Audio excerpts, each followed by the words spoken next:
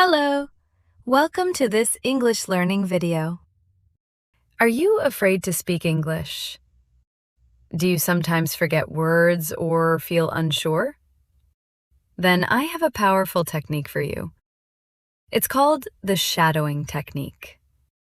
Shadowing means, first, listen to each sentence carefully.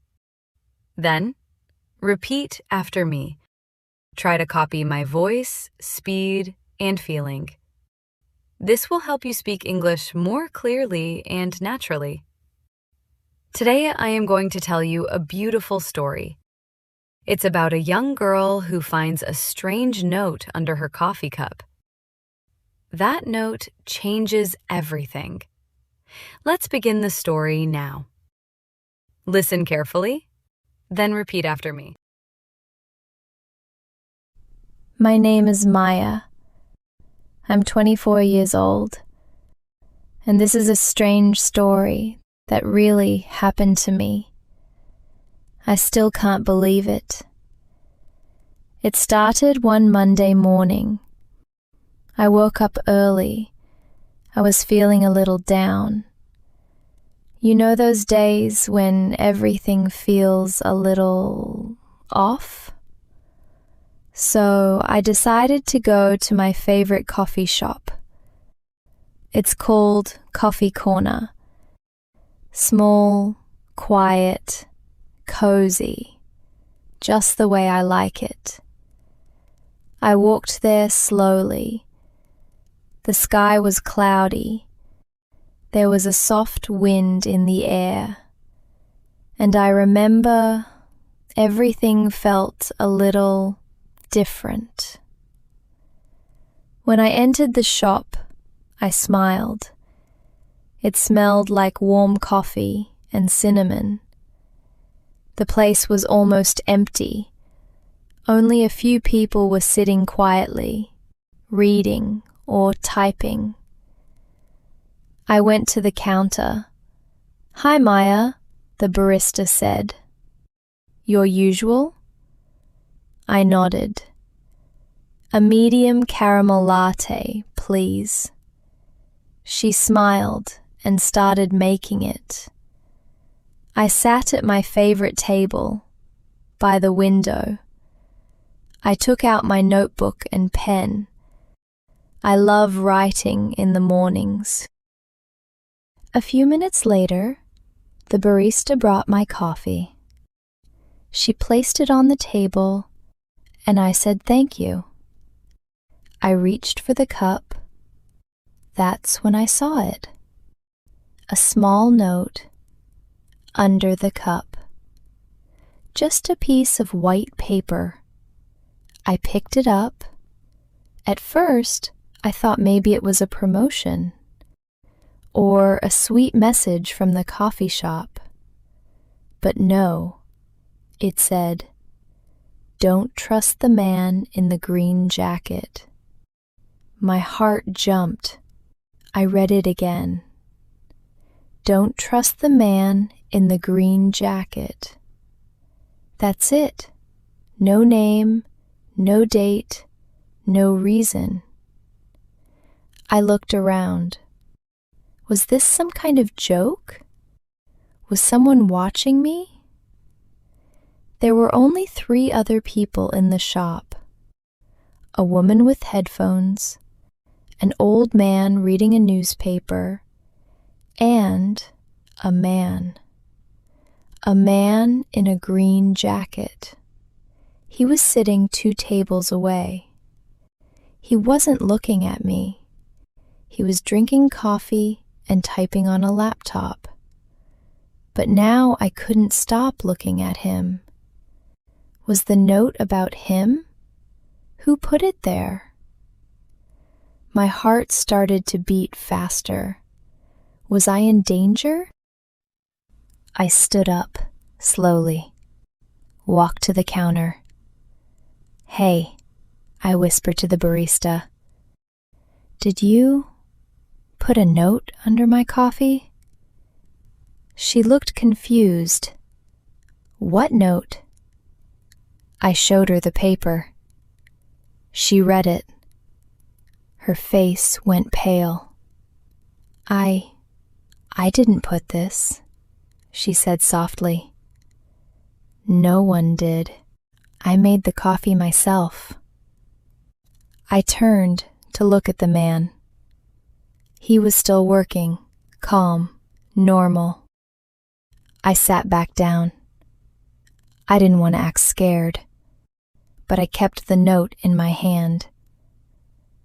I opened my notebook, pretended to write, but really, I was watching him. He didn't seem dangerous. He was probably 30 or 35, short dark hair, beard, calm face. But I kept thinking, why did the note say not to trust him? I took out my phone, opened the camera, pretended to take a selfie, but really, I took a picture of him in the background. Then, I quickly Googled, man in green jacket, coffee corner. Nothing. I looked at him again. This time, he was staring at me. Our eyes met. He smiled, and then he stood up. He picked up his laptop and coffee and started walking toward me. I panicked. What should I do? Should I leave? Pretend to call someone? Too late. He stood right in front of me. "Hi," he said. His voice was calm. "I'm sorry to bother you, but are you Maya?" My mouth felt dry. "Yes, why?" He looked nervous now. I think this is for you." He handed me a small envelope. White, plain. My name was written on it, in red ink. "How do you know my name?" I asked. He didn't answer. He just said, "Read the letter, and please, be careful." Then he turned around and walked out of the shop. I sat frozen for a moment. Everything around me felt heavy, like I was in a dream. I looked at the envelope. My name was written clearly, Maya. I opened it slowly. Inside was another note, but this one said something even stranger. "You don't know me yet, but I know what's coming. Don't go home today. He is watching you. A friend." My hands were shaking.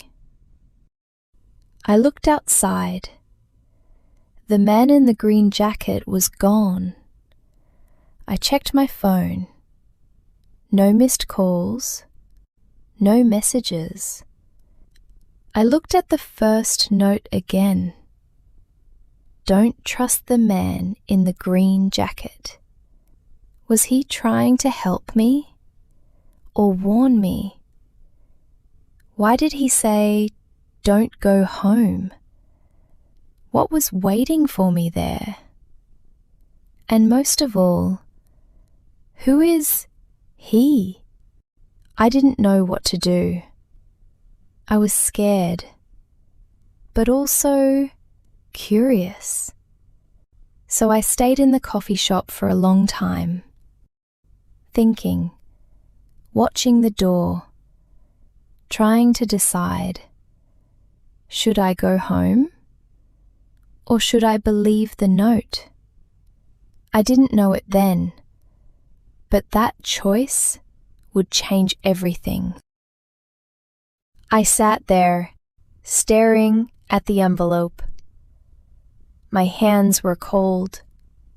My coffee had gone cold too. But I didn't care. I was thinking only one thing. Don't go home today. Who was the man in the green jacket? Why did he give me this letter? Who was watching me? I looked outside again. Still no sign of him. I slowly picked up my phone. I opened the camera, zoomed in on the photo I took of him. His face, his eyes. Now they felt different. I took a deep breath. I needed help. So I called my best friend, Lena. "Hey, Maya, what's up?" she answered cheerfully. I tried to sound normal, but my voice was shaking. "Lena, can you meet me right now, at Coffee Corner?" "Right now? Is everything okay?" "I don't know," I whispered. "Please, I'll explain everything when you come." She agreed. 20 minutes later, Lena ran in. "Maya, what's wrong?" she asked, hugging me. I showed her the note, then the envelope, and told her everything. She looked serious. "This is so strange," she said. "But maybe it's just someone playing a trick?" "No," I said. "He knew my name and my home." Lena bit her lip. "Okay, then you're not going home. Come stay with me tonight." I nodded. We walked to her apartment together. It wasn't far. The whole way I kept looking behind us. Was someone following us? We didn't see anyone, but I still felt watched. At Lena's place, I sat on the sofa, still holding the note. Lena brought me hot tea. "You're safe now," she said, but I wasn't sure. That night, we watched TV, tried to laugh, tried to forget, but something strange happened.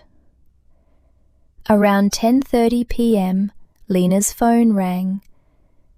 She looked at the screen and froze. "Who is it?" I asked. She showed me.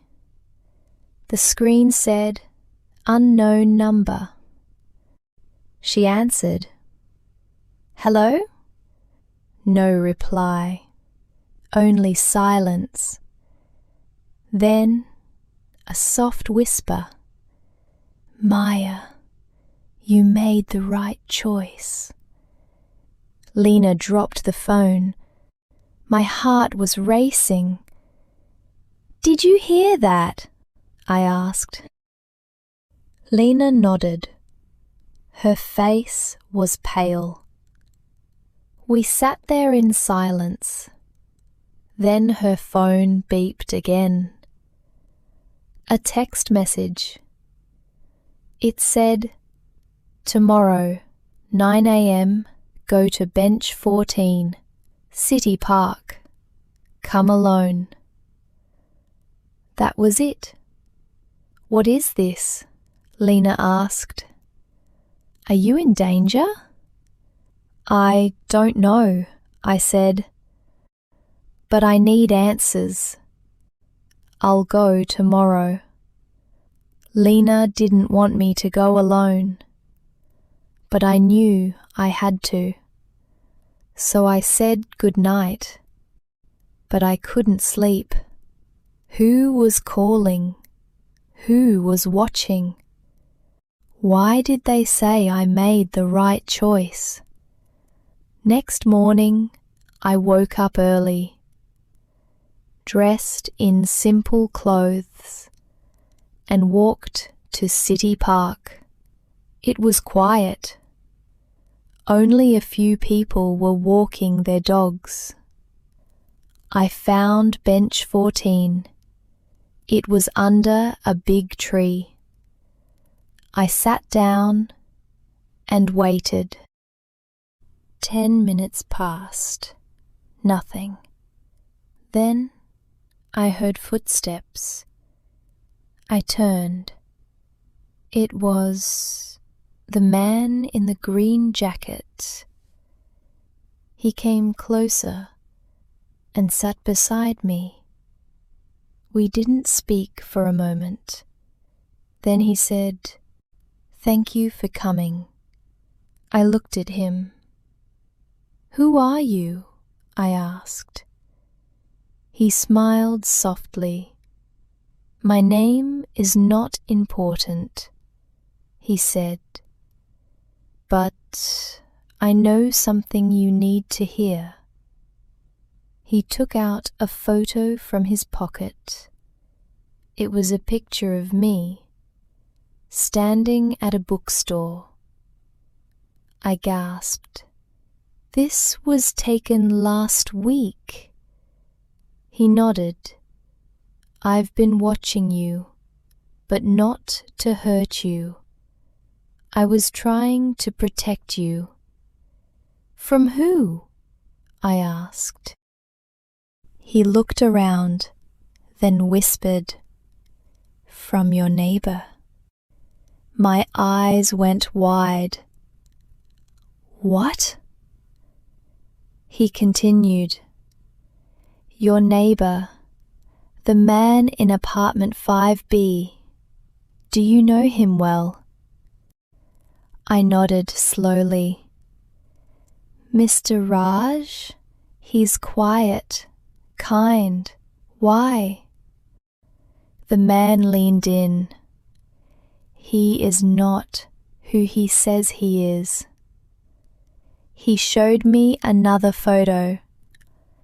It was a newspaper article. "Man wanted for identity theft and stalking. Uses false names and fake IDs."